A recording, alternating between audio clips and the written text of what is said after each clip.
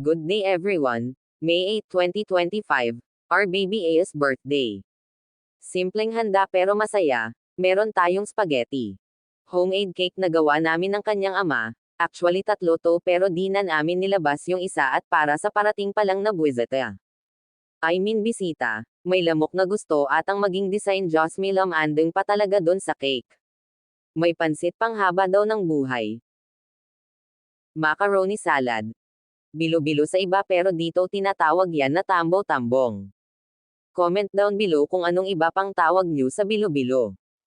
Meron din tayong Royal at Coca-Cola, baka naman, actually meron pang adobong karne ng manok pero di ko na nabidyohan. Syempre picture muna at, bago kumain prayer muna. Kung napapansin nyo walang masyadong ek-ek kasi nga dapat family bonding lang pero dito kasi samin kung sinong malakas pang amoy at may alam pupunta siya o hindi ayos lang. Hindi uso dito ang invitation at regalo hindi din naman importante yon. Ang importante samin ngayon ay ibigay ng Diyos yung lagi kong pinapanalangin about our baby A. Pagkatapos slicing of cake natapos saka lang namin na realize na may candle pala siya, sadly na slice na yung cake niya. Yun lang, thank you for watching, subscribe.